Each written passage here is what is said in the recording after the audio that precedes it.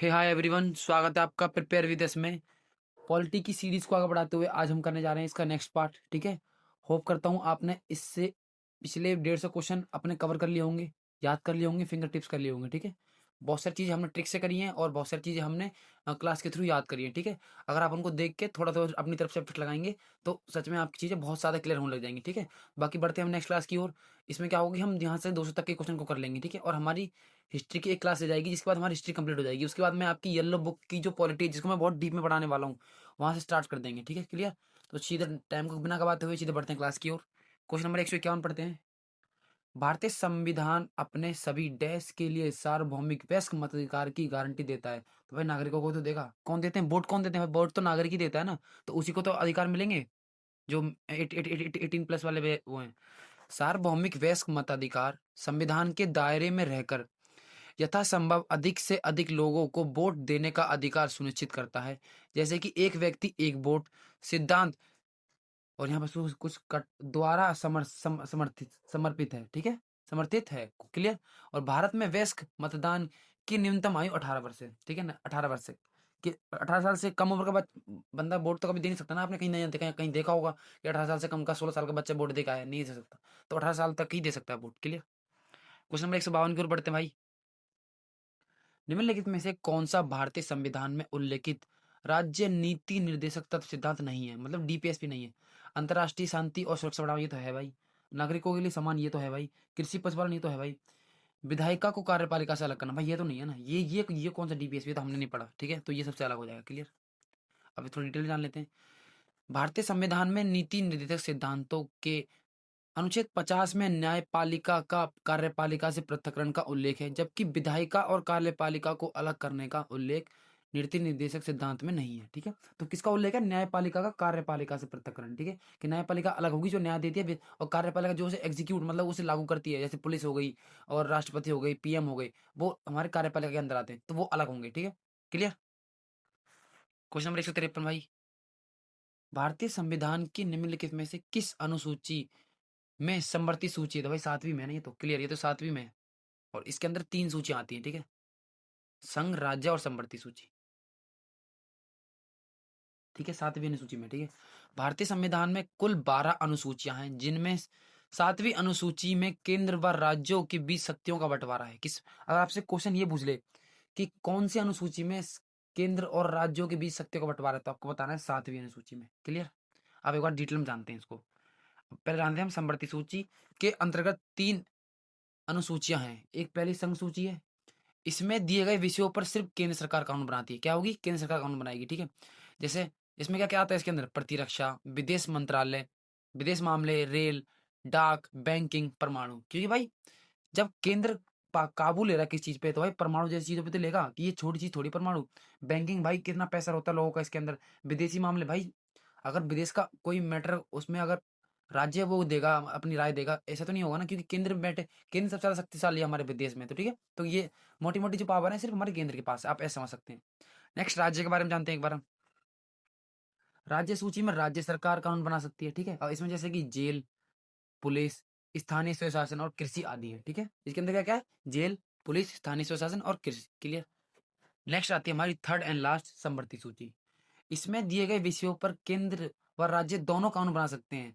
ठीक है, जैसे शिक्षा, विवाह, तलाक, बिजली, समाचार पत्र, श्रमिक संघ, वन, मापतोल इत्यादि। लेकिन इसमें एक इंपोर्ट करने लायक बात है, आप लिखेंगे जो भी इसमें कानून बनेगा उसकी अंतिम स्वीकृति केंद्र सरकार ही देगी। ठीक है, मतलब इसमें क्या होगा, पावर किसके पास ज्यादा है? इसमें भी केंद्र सरकार के पास पावर ज्यादा है। ठीक है, मतलब राज्य और केंद्र मिलकर कोई कानून बनाते हैं, उसमें भी जब तक केंद्र सरकार हाँ नहीं करेंगे तब तक वो कानून नहीं बन सकता। क्लियर। नेक्स्ट भाई बढ़ते हैं 154 की ओर।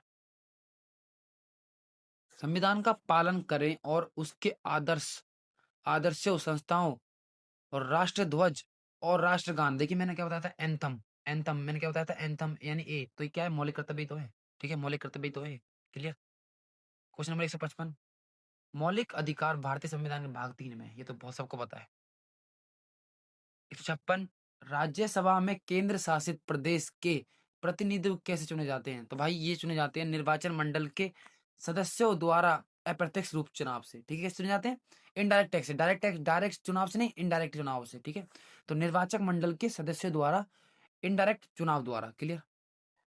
अब एक बार डिटेल में जान लेते हैं। भारतीय संविधान के अनुच्छेद 80 यानी 4 के अनुसार राज्य विधानमंडल के निर्वाचित सदस्य जो मनोनीत नहीं होते, ठीक है, मनोनीत नहीं, द्वारा राज्यसभा के सदस्यों का चुनाव किया जाता है। क्लियर। और राज्यसभा के सदस्यों का चुनाव आनुपातिक प्रतिनिधित्व प्रणाली द्वारा एकल संक्रमणीय मत पद्धति द्वारा किया जाता है। तो ये भाई जिस भाई ने राष्ट्रपति पढ़ा होगा उनको पता होगा कि अनुपातिक प्रतिनिधित्व और ये एकल संक्रमणीय मत पद्धति क्या होती है। क्लियर। मैं यहाँ पे आपको नहीं समझा सकता क्योंकि हमारे पास लिमिटेड टाइम है। क्वेश्चन नंबर 157 भाई, भारत में डैश किसी भी केंद्र शासित प्रदेश जिसकी शक्तियां राज्यों की तुलना में अधिक सीमित हो का निर्माण और उसे भंग कर सकता है। तो भाई केंद्र सरकार कर सकती है, क्योंकि जो जो हमारे केंद्र शासित प्रदेश होते हैं ना, उन पे पूरा कंट्रोल केंद्र सरकार का होता है। ठीक है, क्लियर। क्वेश्चन नंबर 158, भारतीय संविधान के किस अनुच्छेद के अनुसार लोकसभा संसद का निचला सदन है? तो भाई 79 के। ठीक है, क्या है 79 के में। ठीक है, क्लियर। अनुच्छेद 79 के अनुसार भारत की संसद राष्ट्रपति, राज्यसभा तथा लोकसभा से मिलके बनती है। मतलब इसके अंग कौन कौन से हैं? एक भाई इसके अंग है, इसके अंदर आता है राज्यसभा आती है, एक लोकसभा आती है और एक राष्ट्रपति। इन तीनों से मिलकर ये हमारी संसद बनती है। क्लियर। और जब तक राष्ट्रपति किसी बिल पे साइन नहीं करेंगे वो बिल नहीं बनता है। क्लियर। ये पावर राष्ट्रपति में रहती है। क्वेश्चन नंबर 159, भारतीय संविधान में राज्य के नीति निर्देशक सिद्धांतों का उद्देश्य एक डैश का निर्माण करना है। तो भाई कल्याणकारी राज्य का। ठीक है, और इसमें एक शर्त होती है कि राज्य चाहे इन्हें इन शर्तों को ध्यान रखे या ना रखे, वो उनकी उसकी ऊपर मर्जी है। जैसे इसमें एक मौलिक कर्तव्य, मौलिक अधिक, वो डीपीएसपीएस में बताया कि मादक पदार्थों पर प्रतिबंध लगाना। अब हर राज्य में तो प्रतिबंध है नहीं। अभी उड़ीसा में, अभी हाल फिलहाल में उड़ीसा ने बैन किया है, क्योंकि वो डीपीएसपी के थ्रू कर सकता है, लेकिन हर राज्य नहीं करता क्योंकि उनको रेवेन्यू वहीं से आता है। ठीक है। क्वेश्चन नंबर 160, भारत के वित्त आयोग में एक अध्यक्ष और डैश होते हैं। तो भाई 4 सदस्य होते हैं। जो हमारा फाइनेंस मिनिस्ट्री है ना, उसमें एक अध्यक्ष होते हैं, जैसे कि अभी निर्मला सीतारमण है, और उनके साथ 4 और होते हैं जो काम करते हैं उसके साथ। ठीक है, क्लियर। भारतीय संविधान के अनुच्छेद 280 में वित्त आयोग का गठन का प्रावधान है। अब आपसे एग्जामिनर क्वेश्चन पूछेगा कि भारत के किस अनुच्छेद से वित्त आयोग संबंधित है? तो भाई 280 से है। ठीक है, और राज्य वित्त आयोग किससे? आपके 243 झा से। ठीक है, और मतलब सेंट्रल लेवल पे वित्त आयोग 280 और राज्य लेवल पे वित्त आयोग 243 झा। क्लियर। डिफरेंस क्लियर हो गया? माइंड रखना, याद करना है ये चीज, आपको फिंगर टिप्स रखनी है, क्योंकि ये ऐसे क्वेश्चन है जो आपको स्कोर देंगे, 2 नंबर देंगे भाई, 2 नंबर। तो आपको ये सब ये फिंगर टिप्स रखनी है, छोटी छोटी चीजें। ठीक है। क्वेश्चन नंबर 161, भारतीय संविधान का अनुच्छेद 39A निम्नलिखित में से किस किस से संबंधित है? 39A।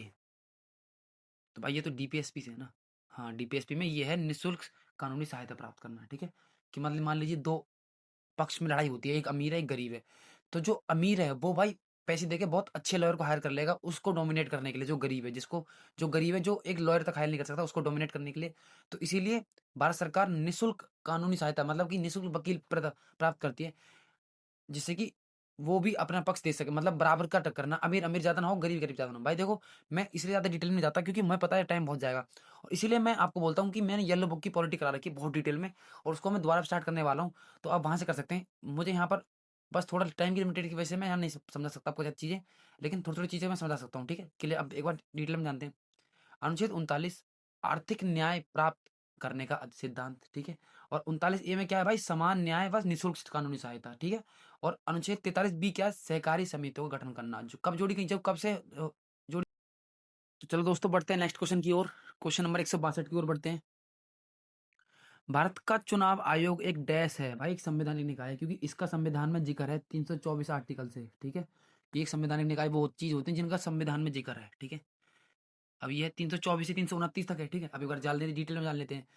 संविधान के भाग 15, अब आपसे पूछ ले कि इलेक्शन कमीशन ऑफ इंडिया किस भाग में आता है? तो भाई भाग 15 में आता है। आर्टिकल इसमें क्या है भाई? 324 से 329 में निर्वाचन आयोग तथा निर्वाचन संबंधित प्रावधान है। ठीक है, चुनाव आयोग की स्थापना 25 जनवरी 1950 को हुई थी। ठीक है, कब हुई थी? 25 जनवरी 1950 को, और यह एक संवैधानिक निकाय है। ठीक है, नेक्स्ट पढ़ते हैं भाई। इसके बाद मुख्य चुनाव आयुक्त की नियुक्ति राष्ट्रपति करता है तथा इसका कार्यकाल 6 वर्ष या 65 वर्ष आयु जो भी इससे पहले तक हो जाए। मतलब कि अगर 65 साल के हो जाते हैं तो वो हट जाएंगे, और 6 साल कार्य पूरा कर लेते हैं तब भी हट जाएंगे। ठीक है, और निर्वाचन आयोग केंद्र व राज्य सरकार के लिए चुनाव संबंधी दिशा निर्देश देता है। एक नोट करने वाली बात है, यहाँ पर नोट करते हैं, एक देखते पढ़ते हैं एक बार क्या बात है ये। राज्यों में होने वाले पंचायत व निगम चुनावों से चुनाव आयोग का कोई संबंध नहीं है होता। इसके लिए भारतीय संविधान में अलग से राज्य निर्वाचन आयोग का गठन किया गया है। ठीक है, जो पंचायत होती है उसका इलेक्शन कमीशन से कोई लेना देना नहीं है। ये सिर्फ स्टेट लेवल के इलेक्शन को और सेंट्रल लेवल के इलेक्शन को करवाता है। क्लियर। क्वेश्चन नंबर 163 की ओर आ गए भाई। भारतीय संविधान के अनुसार एक राज्यपाल को डैश नियुक्त करता है। एक राज्यपाल को डैश नियुक्त किया जा सकता है, तो भाई 2 या 2 से अधिक राज्यों के लिए। ये हमें पढ़ चुका है पहले भी, ये हमने बहुत बार पहले पढ़ चुका है। ठीक है, डिटेल में जानते हैं एक बार। भारतीय संविधान के अनुच्छेद 153 के द्वारा प्रत्येक राज्य का एक राज्यपाल होगा, परंतु 7वें संविधान संशोधन 1956, कौन सा संविधान संशोधन 1956 वाला भाई? 7वां था। कब था? 1956 में था। इससे क्या हुआ कि परंतु जोड़ा गया, जिसके अनुसार एक ही व्यक्ति 2 या 2 से अधिक राज्यों का एक राज्यपाल हो सकता है। ठीक है, क्लियर। क्वेश्चन नंबर 164, निम्नलिखित में से कौन सा भारतीय संविधान में उल्लिखित मौलिक अधिकार में से नहीं है? मतलब हमें बताना जो नहीं है, मौलिक अधिकार कौन सा नहीं है इनमें से। तो भाई धार्मिक स्वतंत्रता है, संवैधानिक उपचारों का ये भी है, शोषण के भी। एक सेकेंड, हमें क्या उड़ जाए कि मौलिक शोषण का अधिकार थोड़ी है, शोषण के विरुद्ध अधिकार है, तो ये तो भाई नहीं है ना। ये है, ये है, ये है। ठीक है, क्लियर। नेक्स्ट एक बार हम पढ़ लेते हैं कि भारतीय संविधान में उल्लेखित मूल अधिकार, समानता का अधिकार भाई 14 से 18 है। स्वतंत्रता हमारी दी है 1922 में। और शोषण के विरुद्ध अधिकार है, ना कि शोषण का अधिकार है, शोषण के विरुद्ध है। ठीक है, उसके मतलब अगेंस्ट है, तो हमारा 23 से 24 तक है। और धर्म की स्वतंत्रता हमारी है 25 से 28। क्लियर। और संस्कृति और शिक्षा संबंधित अधिकार भाई अनुच्छेद 29 से 30, ये है अल्पसंख्यकों के लिए। ठीक है, माइनॉरिटीज के लिए। ठीक है, और संवैधानिक उपचार का भाई आर्टिकल 32 में, जिसके तहत आप सुप्रीम कोर्ट जा सकते हैं, रिट लगा सकते हैं। ठीक है, अगर आपके मौलिक अधिकार को हराना होता है तो। क्लियर। क्वेश्चन नंबर 165, भारत में बॉम्बे उच्च न्यायालय की स्थापना निम्नलिखित में से किस वर्ष की गई थी? तो भाई 1862 में तीन तीन अ, उच्च न्यायालयों की स्थापना होती है, बॉम्बे, मद्रास, कलकत्ता। क्लियर। तो एक बार डिटेल में जानते हैं। कलकत्ता, बॉम्बे, मद्रास उच्च न्यायालयों की स्थापना 1862 में हुई थी। ठीक है, और प्रयागराज इलाहाबाद की स्थापना 1866 में हुई थी। अब एक चीज और याद रखना इसमें, इसके 100 साल बाद, इसके 100 साल बाद यानी 1966 में दिल्ली हाई कोर्ट की स्थापना होती है। ठीक है, किसकी भाई? दिल्ली हाई कोर्ट की। ये नोट कर लेंगे बात यहाँ पर ही, क्योंकि ये थोड़ा ट्रिक बन जाएगी, आपको याद रहेगा कि 1866 में इलाहाबाद और 100 साल बाद 1966 में Delhi high court. Clear. Next पढ़ते हैं भाई, क्वेश्चन नंबर 166, आय की असमानताओं को कम करने के प्रयास का उल्लेख भारतीय संविधान के डैश में अंतर्गत है। तो भाई ये डीपीएसपी में तो होगा, ये हमारे नीति निर्देशक सिद्धांत में। क्लियर, डीपीएसपी में जो भाग 4 में और अनुच्छेद 39 के तहत है। ठीक है, जो आय की असमानता है, मतलब कि अमीर अमीर ना हो, गरीब गरीब ना हो तो जाए। क्लियर। क्वेश्चन नंबर 167, भारतीय राज्य की कार्यकारी शक्ति डैश में निहित होती है। तो भाई राज्यपाल में होती है।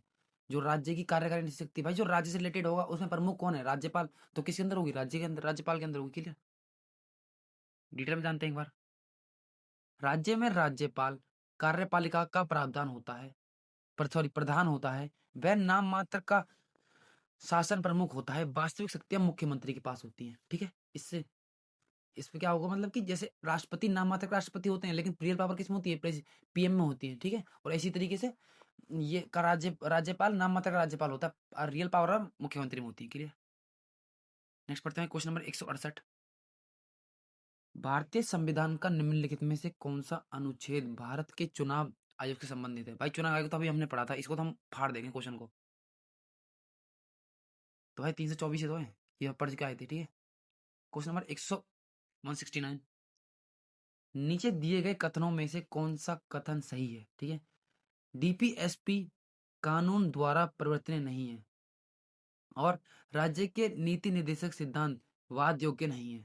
तो भाई इसमें पहला सही है, आपको बताना है पहला सही या दूसरा, पहला सही या दूसरा सही नहीं, या सीधा हम आंसर ही पढ़ लेते हैं। इसका आंसर है भाई पहला कथन, और दोनों दोनों सही है। क्योंकि देखो अब इसमें क्या दिया, हम एक बार डिटेल में जान रहे हैं कि जो डीपीएसपी होते हैं वो कानून द्वारा परिवर्तनीय होते हैं। ठीक है, और दूसरी बात यह है कि ये वाद योग्य नहीं है, मतलब कि आप इनके अगेंस्ट में कंप्लेंट फाइल नहीं कर सकते कि मतलब कि राज्य क्यों मादक पदार्थों को बैन क्यों लगा रहा है, क्योंकि उसमें लिखा पड़ा है कि मादक प्रतिबंध, मादक चीजों पे प्रतिबंध लगाना, लेकिन राज्य नहीं लगा रहा, तो आप इसके अगेंस्ट नहीं जा सकते क्योंकि ये परिवर्तनीय नहीं है। क्लियर?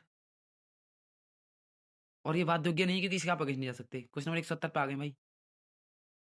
निम्नलिखित में से भारत के नियंत्रक एवं महालेखा परीक्षक, जिन्हें कैग कहते हैं, का कार्यकाल भाई 6 वर्ष होता है। 6 वर्ष या 65 वर्ष की उम्र जो पहले हो जाए उसमें हट जाते हैं। ठीक है। भारत का नित्य नियंत्रक एवं महालेखा परीक्षक संविधान भाग 5 में और अनुच्छेद 148 में कैग का प्रावधान है। किसमें? अनुच्छेद 148 में। ठीक है। ये लेखा जोखा करते हैं चीजों का कि भारत में पैसा किस तरीके से खर्च हो रहा है। ठीक है। और नियंत्रक महालेखा परीक्षक की नियुक्ति राष्ट्रपति करते हैं। कौन करते हैं भाई? राष्ट्रपति करते हैं। क्लियर? और इनका कार्यकाल 6 वर्ष या 65 वर्ष की आयु तक जो भी पहले हो जाए। क्या था? क्या है भाई? 6 वर्ष या फिर 65 वर्ष की आयु जो पहले हो जाए। और नियंत्रक एवं महालेखा परीक्षक सार्वजनिक धन का संरक्षण करते हैं। मैंने आपको पहले बता दिया था। ठीक है। क्वेश्चन नंबर 171 पढ़ते हैं भाई।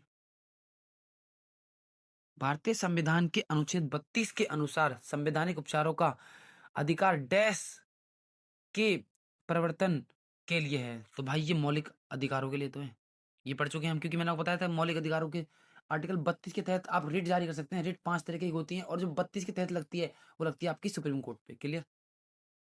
संवैधानिक उपचारों के अधिकार डॉक्टर भीमराव अंबेडकर ने इसे संविधान की आत्मा कहा है। क्या कहा है भाई? संविधान की आत्मा किसने कहा है? डॉक्टर बी आर अम्बेडकर ने। और किसको?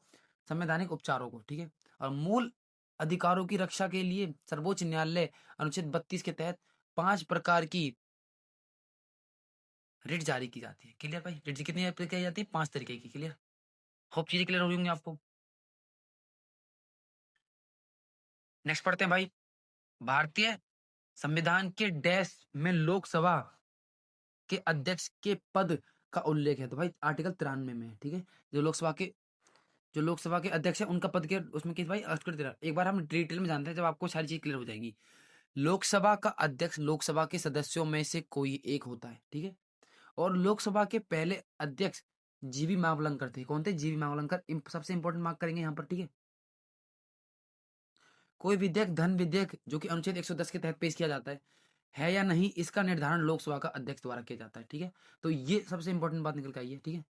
और दोनों सदनों की संयुक्त बैठक जो कि आर्टिकल 108 के तहत होती है, जिसकी अध्यक्षता कौन करते हैं भाई? हमारे लोकसभा के स्पीकर इसकी अध्यक्षता करते हैं। क्लियर? नेक्स्ट बढ़ते हैं भाई क्वेश्चन नंबर 173 की ओर। सर्वोच्च न्यायालय के पास उन मामलों में विशेष सलाहकार क्षेत्राधिकार है जिन्हें संविधान के अनुच्छेद 10 के तहत भारत के राष्ट्रपति द्वारा विशेष रूप से संदर्भित किया जाता है। भाई आर्टिकल 143, जिसको कि आई लव यू वाला आर्टिकल भी बोलते हैं। ठीक है। 143 को वो बोलते हैं आई लव यू वाला आर्टिकल। ठीक है। और अनुच्छेद 124 है भाई उच्चतम न्यायालय का गठन। और अनुच्छेद 241 है भाई उच्च न्यायालय का। ठीक है। तो उच्चतम होता है हमारा सुप्रीम कोर्ट और उच्च न्यायालय होता है हमारा हाई कोर्ट। ठीक है। और इसका उल्टा करेंगे, जैसे 124 का आप उल्टा करोगे तो 214, और 214 में हो जाएगा उच्चतम न्यायालय, ओ सॉरी उच्च न्यायालय, और उच्चतम न्यायालय हमारा 200 124 में। क्लियर? Question number 174। भारतीय संविधान के अनुच्छेद 51 ए के अनुसार एक नागरिक के कितने मौलिक कर्तव्य? भाई 11 है। इसको कितनी बार पढ़ चुके हैं इस क्वेश्चन को हम। क्लियर? Question number 175। भारतीय संविधान के निम्नलिखित में से किस भाग का संबंध राजभाषा से? भाई कितना इंपॉर्टेंट क्वेश्चन निकल गया है भाई, बहुत बढ़िया। तो भाई भाग 17। ठीक है। भाग 17 है जहां पर भाषाओं का जिक्र है। अब एक बार डिटेल में जानते हैं। भारतीय संविधान के भाग 17 के अनुच्छेद 343 से 351 में राजभाषा का उल्लेख है। ये इंपॉर्टेंट मार्क करेंगे। 343 से 351 किसका उल्लेख है? राजभाषा का। ठीक है। और अनुच्छेद 343 में संघ की राजभाषा हिंदी और लिपि देवनागरी होगी। ठीक है। देवनागरी होगी। अब लिपि और भाषा में फर्क क्या होता है? देखो भाषा होती है जो हम मुंह से बोलते हैं, और लिपि क्या होती है? लिखने का स्टाइल। ठीक है। लिखने का स्टाइल क्या होता है? जैसे ये देवनागरी देवनागरी लिपि में लिखा पड़ा है, ये जो लिखा पड़ा है हिंदी में, इसको बोलते हैं लिखने का स्टाइल। क्लियर? नेक्स्ट पढ़ते हैं भाई। अनुच्छेद 348 सर्वोच्च न्यायालय तथा उच्च न्यायालय की भाषा के बारे में बताया गया है 348 में। और अनुच्छेद 350 का प्राथमिक स्तर पर मातृभाषा में शिक्षण के लिए सुविधाएं। ठीक है। जो इसके 350 का के तहत क्या है कि जो प्राइमरी स्कूल होता है उसमें मातृभाषा की शिक्षण के लिए सुविधाएं हैं। ठीक है। और 351 बताता है हिंदी भाषा के विकास के लिए निर्देश। ठीक है। जो हिंदी भाषा है उसका विकास करने के लिए क्या क्या निर्देश होने चाहिए, तो क्या बताता है 351। क्लियर? नेक्स्ट पढ़ते हैं भाई। बहुत अच्छे तरीके से रिवीजन हो रही है भाई, मजा आ रहा है एकदम। आपके साथ साथ मुझे मजा आ रहा है। चलिए नेक्स्ट पढ़ते हैं क्वेश्चन नंबर 176 की ओर।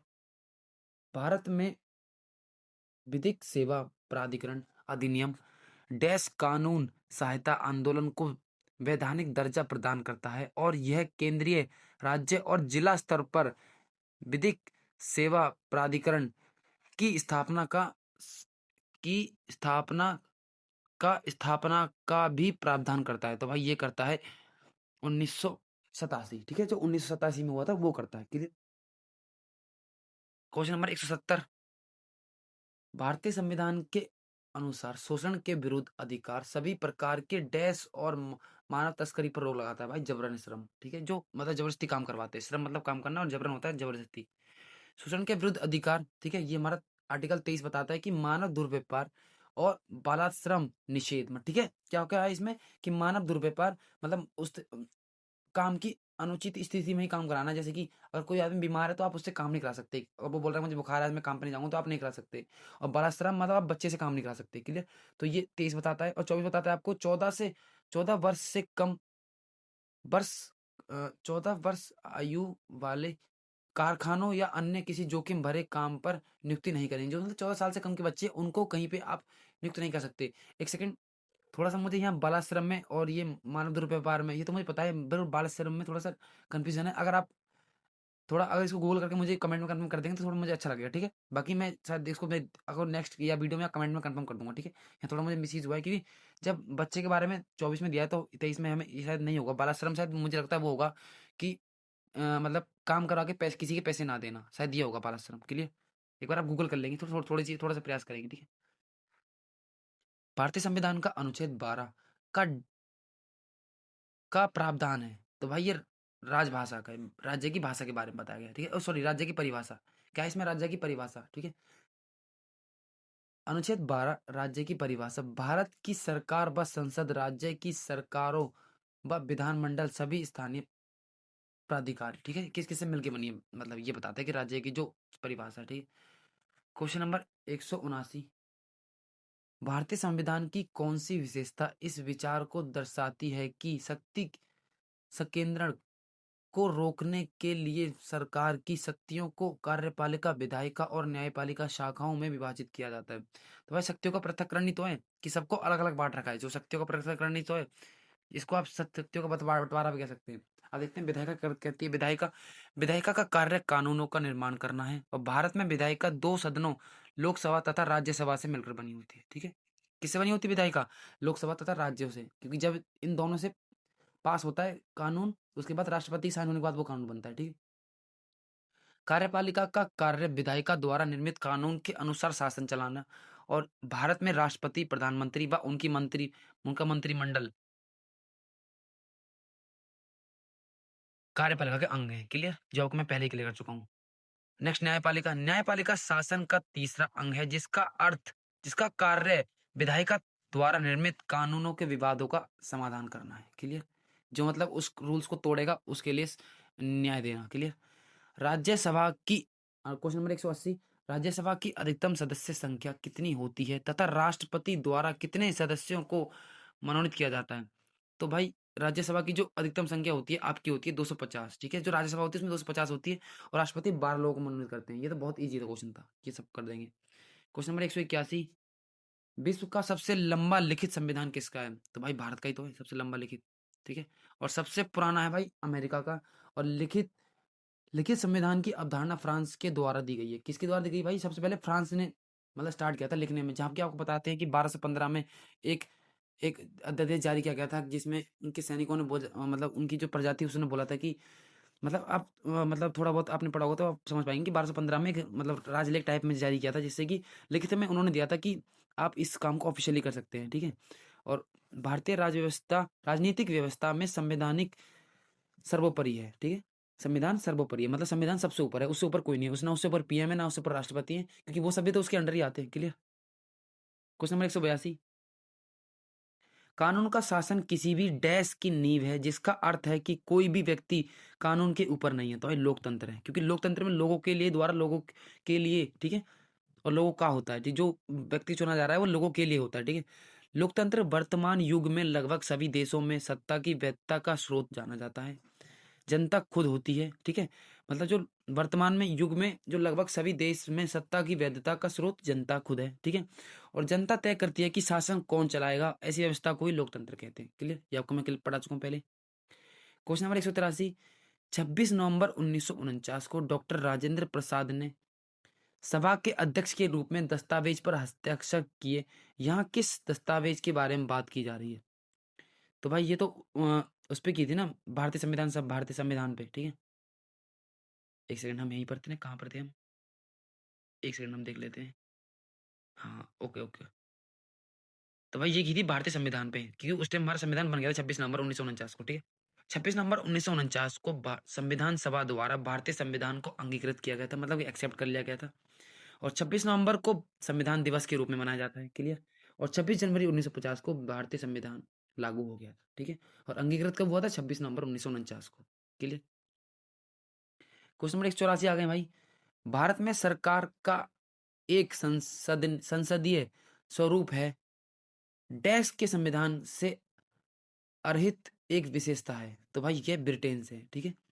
ये ब्रिटेन से ली गई है। अब एक बार जानते हैं स्रोत, भारतीय संविधान के स्रोत के बारे में पढ़ लेते हैं कि ब्रिटेन से क्या लिया गया भाई? संसदीय व्यवस्था ली गई है, एकल नागरिकता ली गई है, और विधि का शासन लिया गया है, और मंत्रिमंडल प्रणाली आदि ली गई है। क्लियर। और अमेरिका से भाई बहुत सारी चीजें ली गई हैं, प्रस्तावना ली गई है, मौलिक अधिकार लिए गए हैं, न्यायिक पुनरावलोकन लिए गए, स्वतंत्र न्यायपालिका ली गई, निर्वाचन राष्ट्रपति व महाभियोग लिया गया, और उपराष्ट्रपति का निर्वाचन। क्लियर। और ऑस्ट्रेलिया से प्रस्तावना की भाषा, संसद के दोनों सदनों की संयुक्त बैठक, संवर्ती सूची, केंद्र राज्य संबंध आदि। क्लियर। क्वेश्चन नंबर 185, लोकसभा का कार्यकाल जब तक भंग ना हो उसकी पहली बैठक की नियत तारीख से डैश तक होता है। तो भाई 5 वर्ष तक होता है, क्योंकि लोकसभा का कार्यकाल 5 वर्ष होता है और राज्यसभा का 6 वर्ष, ठीक है। लोकसभा,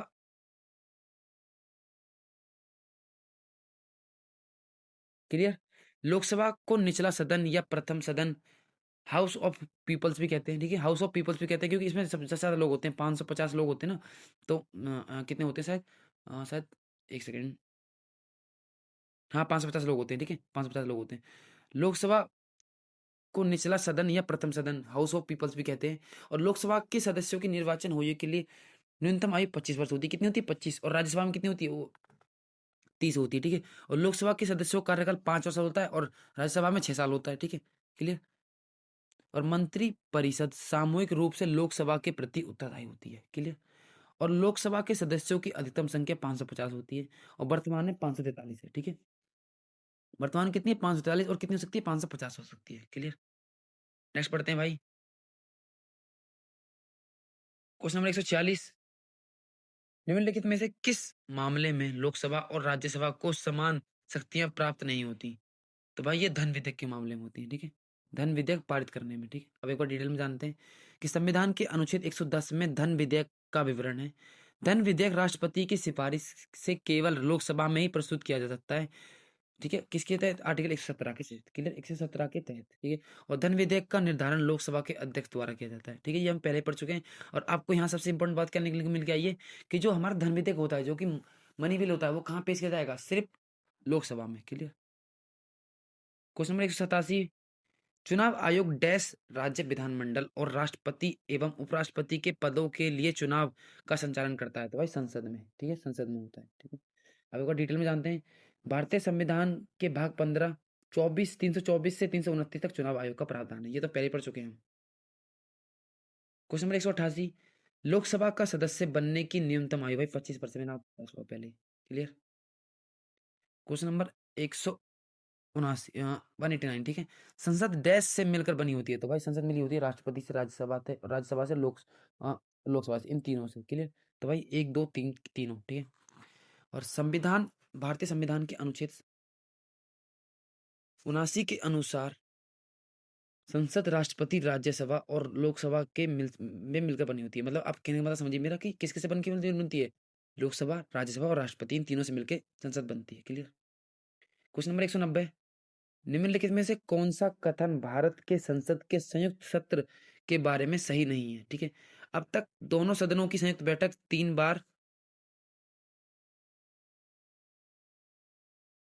बार मौके पर हो चुकी है। राष्ट्रीय सभा के सभापति उपराष्ट्रपति संयुक्त बैठक की सत्र की अध्यक्षता करते हैं। भाई ये तो गलत है, क्योंकि इसकी कौन करता है? लोकसभा का स्पीकर करता है। और राष्ट्रपति संयुक्त बैठक सत्र के लिए दोनों सदनों के लिए बैठक बुलाते हैं। तो भाई यही गलत है ना, हमको पहले पता लगा, पढ़ के पता चल गया कि जो राज्यसभा का सभापति होता है वो नहीं करता इसकी अध्यक्षता, इसकी अध्यक्षता करते हैं संसद के मतलब कि लोकसभा का स्पीकर करता है, ठीक है, इसकी अध्यक्षता। और संसद के संयुक्त सत्र का विवरण भारतीय संविधान के अनुच्छेद 108 में है। और संयुक्त सत्र की अध्यक्षता लोकसभा का अध्यक्ष करता है। अब तक केवल 3 बार संयुक्त सत्र बुला गया है, ठीक है। अब एक बार जान लेते हैं किस किस बार, और आपको ये तीनों याद रखने हैं। दहेज निषेध विधेयक 1961 में बुलाया गया था, जब संयुक्त बैठक बुलाई थी। बैंकिंग सेवा आयोग 1978 में। और आतंकवाद निवारण अधिनियम 2002 में। क्लियर। आतंकवाद निवारण 2002 में, और दहेज निषेध विधेयक 1961 में, और बैंकिंग सेवा आयोग 1978 में। क्लियर।